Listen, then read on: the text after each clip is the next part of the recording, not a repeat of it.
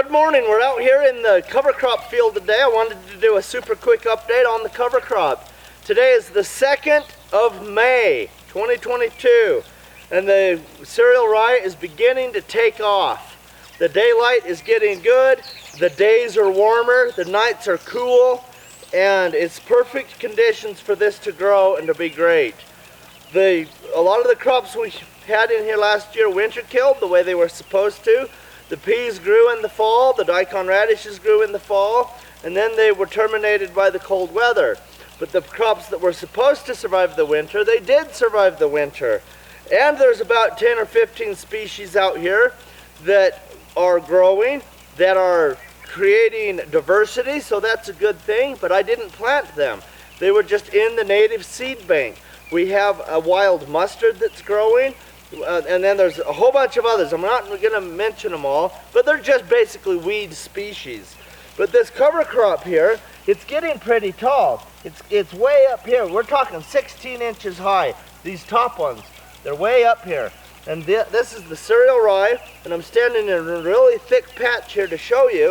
If I step right over here, I don't hardly see any cereal rye right here. So in some places it grew really well and it thrived. In other places it didn't take as good, and that's okay. We're just starting out with this soil and we want to create a functioning soil, and so when you're just starting out you're going to have issues and problems. This half down here of the whole field is thicker and more beautiful in the crops. At the other end of the field it's not as thick and beautiful. But we're going to fix that over time. The goal for this field is to plant some food crops in here before the 15th of June. If we plant after the 1st of July, we don't have time for any food crops to mature before the killing frosts of September. Because yes, we get our killing frosts in September, very short growing season. So what we want to do is we want this rye and the hairy vetch in here that overwintered to get big enough, and then we terminate it before it goes to seed. But I don't know if that's going to happen or not, because it needs to be mature enough, old enough, so that it will terminate when we roll it down, but it needs to be early enough in the year that we have time to grow another food crop. So if it's after the 15th of June, and this won't terminate because the plants aren't old enough, then we will wait until we can terminate it, so that may be the 1st of July, and if that happens, we're not going to plant food crops in this field. We will go ahead and just plant another cover crop, and we will pick a species that will grow beautiful and get big and feed the soil like crazy, and then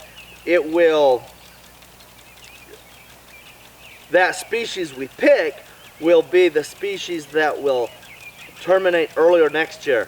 So this is cereal rye, and it takes a while to grow, but oats are better for the northern countries because they will grow and get ready and you can terminate them sooner.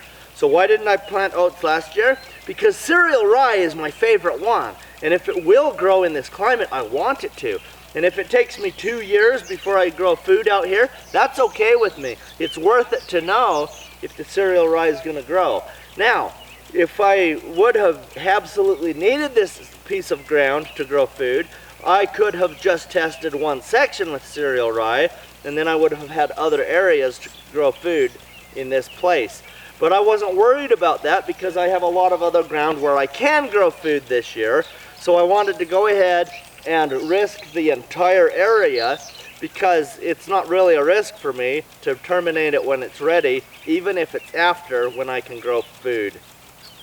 Because I'll just put it back to another cover crop and I'll be feeding my microbes, because my microbes are the most important livestock we have.